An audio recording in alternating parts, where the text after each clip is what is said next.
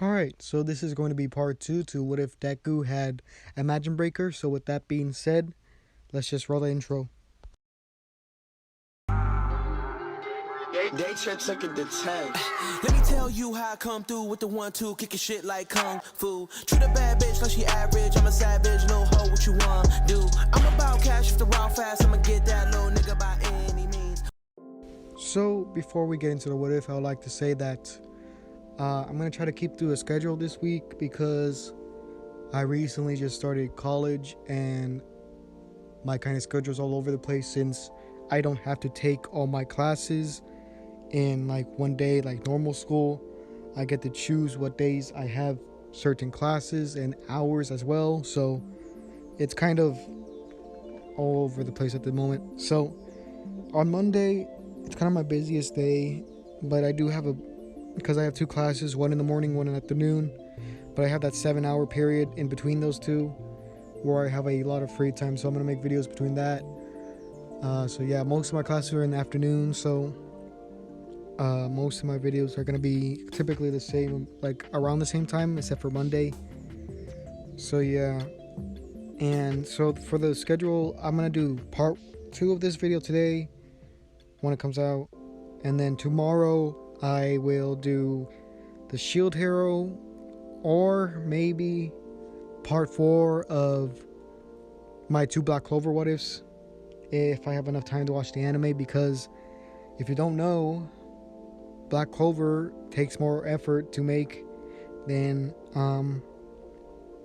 My Hero, because I need to summarize more episodes because it's just a bigger series and there's more content throughout, and that's why my videos are a lot longer. So yeah, it took me like 20 episodes just for 3 parts, and you know, with that same amount I could do like 5 or maybe even 6 for My Hero.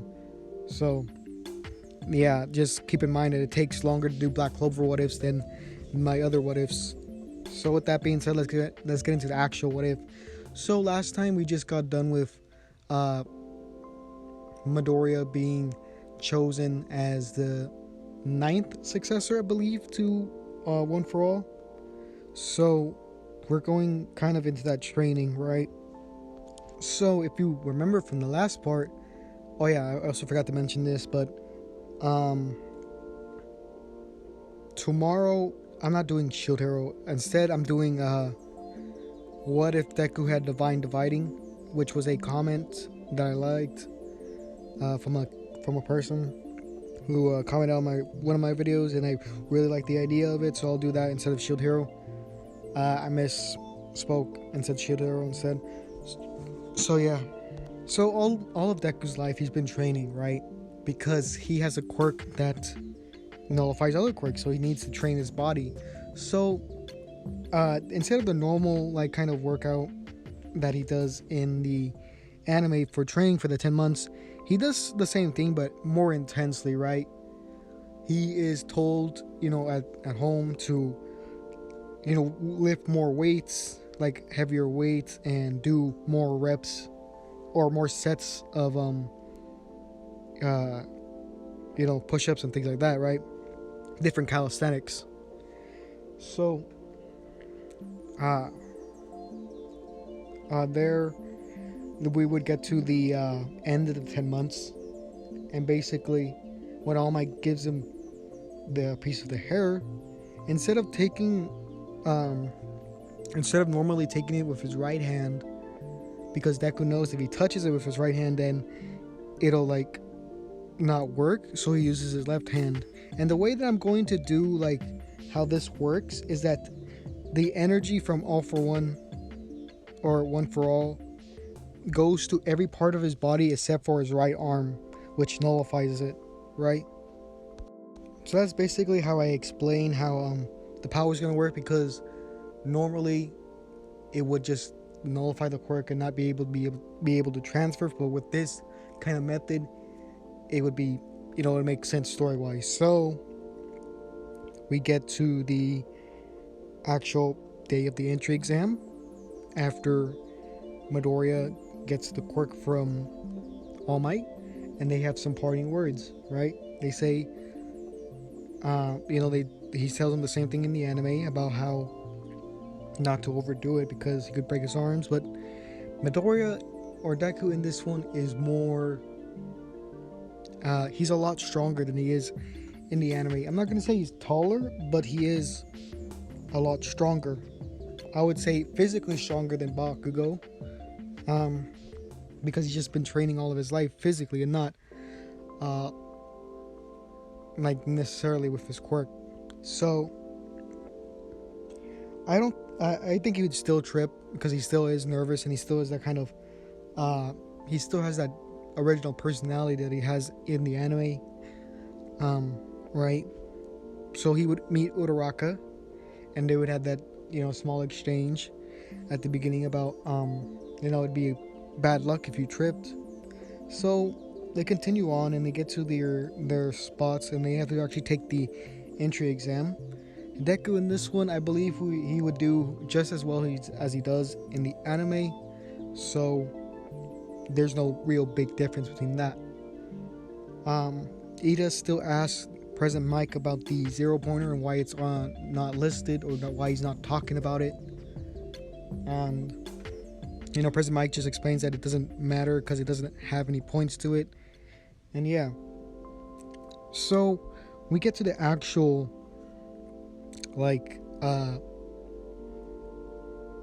part, the practical exam, right? And this is the point where everyone rushes in to that kind of testing city where all the robots are at. So in this one, I would say that I believe at the beginning of the series that Deku was only able to use around 5%. So I think in this one, I think he'd be able to use around 25% of his all for one, or one for all.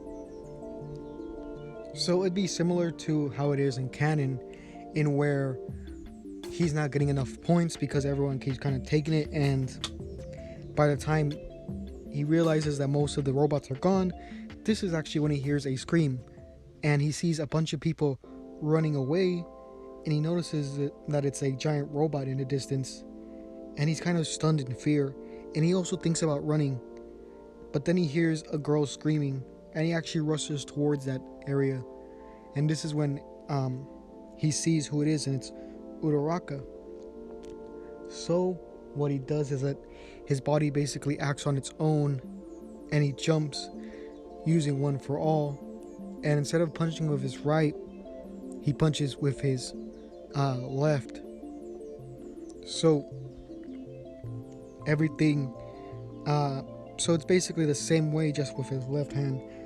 So when he gets down to the ground after Uraraka basically hits him so he doesn't crash, every part of his body, when Recovery Girl comes to Recovery Girl, when she comes to kiss him and heal him, every part of his body becomes healed except for his right arm that only got a few scratches from the drop, but that it still doesn't get healed, right? So later on we would cut back a few hours later. It's the afternoon and Deku's kind of in his room, kind of anxious and paranoid and just having general anxiety, right? Because he doesn't know if he actually passed the entry exam, because he spent most of his time trying to get points but not really being able to. So he just thinks that he's going to fail. He's going to fail as a successor. He's going to fail All Might, and he's just waiting to get that card saying that you failed and you're not getting into UA. And that's what he's thinking. And his mom comes to the door, kind of shaking as she does, because it's a letter from UA, and he opens it and a little disc comes out of it, and it projects an image, and this image is All Might in a suit, and he basically says that even though you got no villain points, or you destroyed no robots and got no villain points, but you were able to save someone and got hero points. You got 60. So he says you got enough points to join UA, Welcome to the Hero Academia. I'll see you next week. And Deku hearing this, he's just feeling so much relief, and he's feeling so much joy that he actually starts to cry, right? So he his mom's like tells him like, what's up? And he basically tells her that he was accepted. So we cut a week later, and this is when it's the first day of school, right?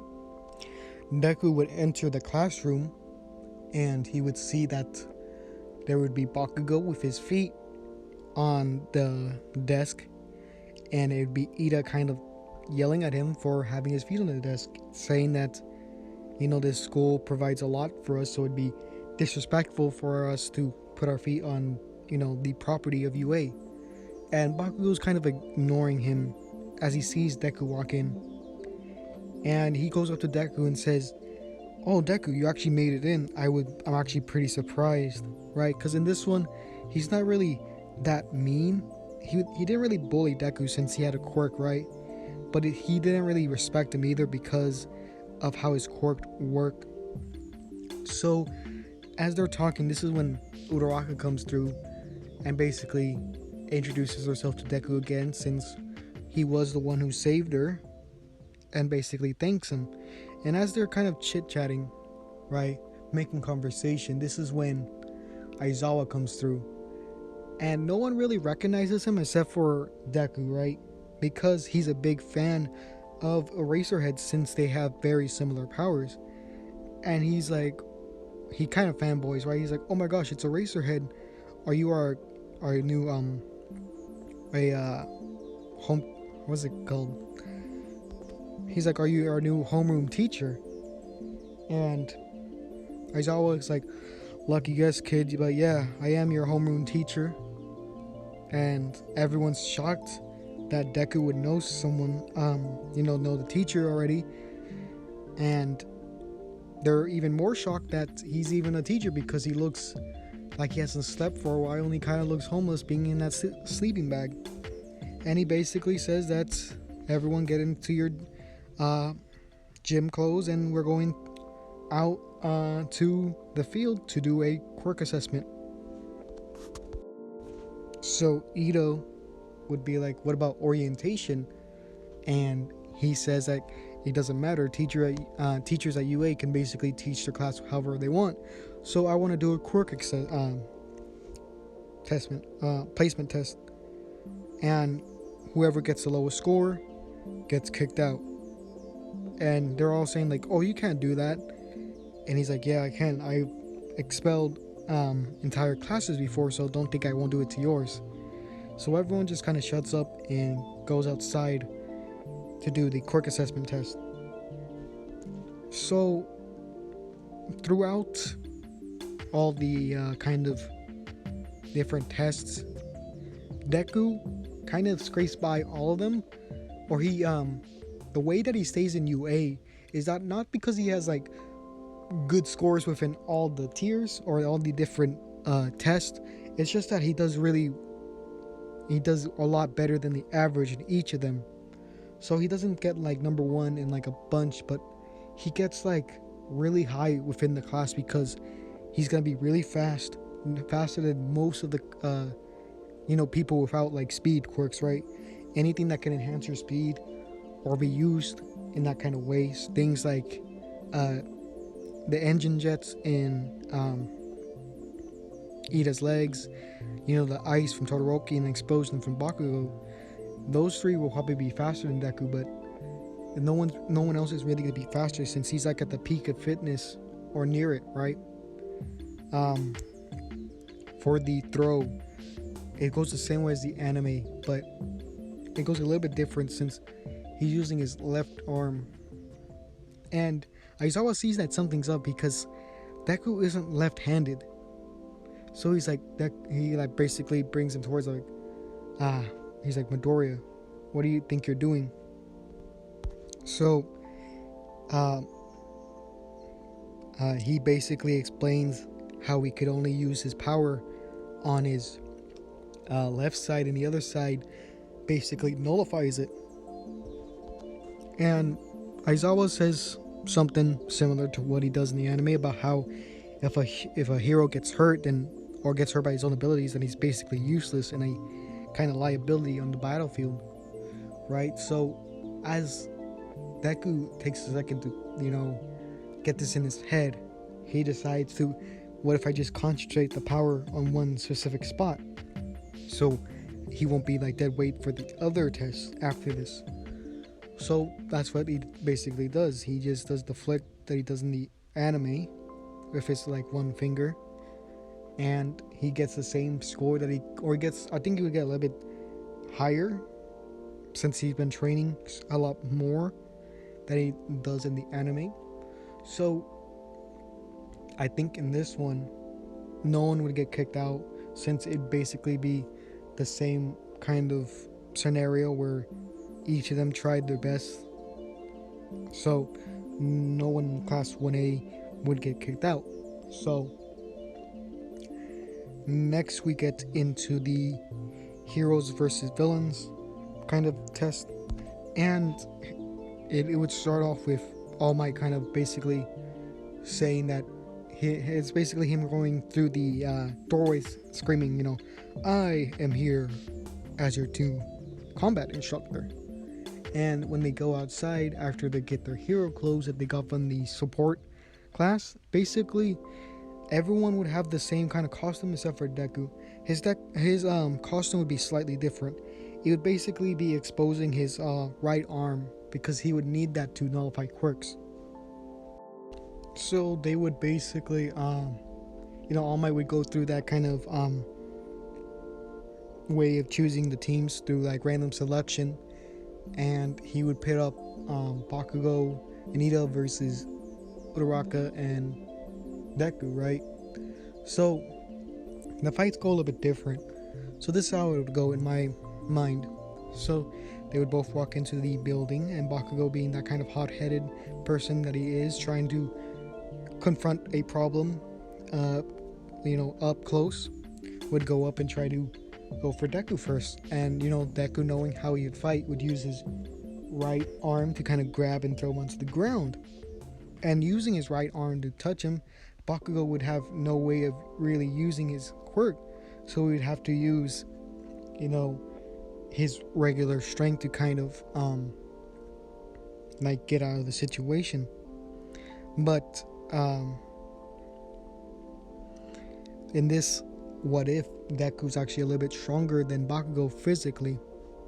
So after he would be thrown onto the ground, Bakugo would get back up, and this is when Deku would try to kind of rush him with a few hits.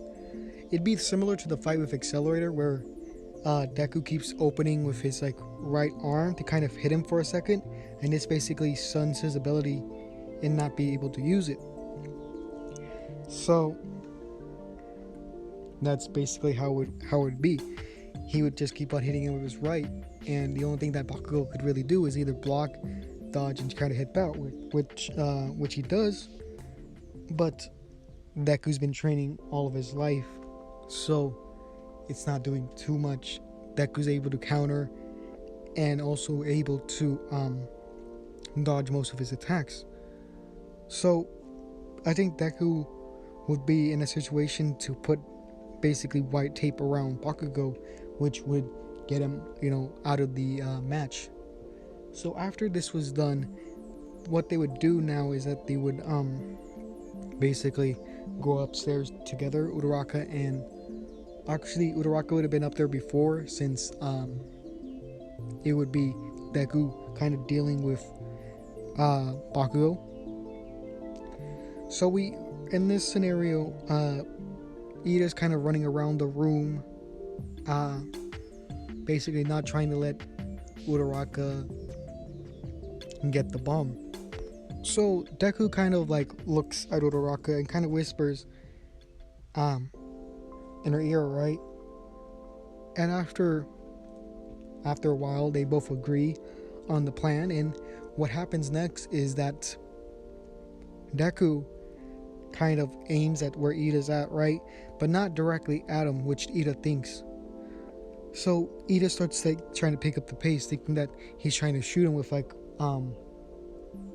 a flick that he usually would do. But instead, he actually aims for the ground below him, and this causes everything to kind of fly up into the air. And this is when Uraraka comes through using her zero gravity to come and touch the bomb, letting them win. So it would be a winner for the heroes and a loss for the villains. And as this is going down, everyone sees like how he was able to do it, and they were kind of shocked that Deku, not really using his like strength against Bakugo, was able to beat him, because they don't know that his power is to nullify quirks. So after that was done, they actually come to kind of review their score, and All Might basically says that although you were able to take down Bakugo, the fight with Ida was kind of rough and risky, because you're targeting a bomb, which isn't the best idea to do when you don't know how sensitive it is. And this is when Deku basically agrees, and agrees on the point that that was a very risky move to do, but it worked. And everyone's kind of admire Deku since he was really good at fighting. And they kind of ask him like, hey, how were you able to fight Bakugo without using your like strength quirk? And he basically tells them like, yeah, my right arm can't use the strength my strength quirk, but it could nullify quirks whenever I touch it. Whenever I touch things, it nullifies quirks, and they're just shocked at hearing this. So when they get back into class, this is when Aizawa says, okay class, today we have to choose a class representative, and everyone's kind of excited because they all want to be a representative. But then this is when Ida kind of gets annoyed and says, we can't just shout and like vote for ourselves. We need to have some sort of system in place, and we all need to vote. And they're just saying like, all the class is just thinking like he's just gonna vote for himself. And he's like, no, I wouldn't do that. And this is when the entire class kind of votes, and most of the people actually vote for Deku. And then for the vice representative, I would say it would be Ida. So the representative for class 1A would be Deku, and then vice would be Ida. So I think I'll end it here, and in the next part we'll do the USJ and stuff like that. So with that being said, I think this is going to be the end of the video. So yeah.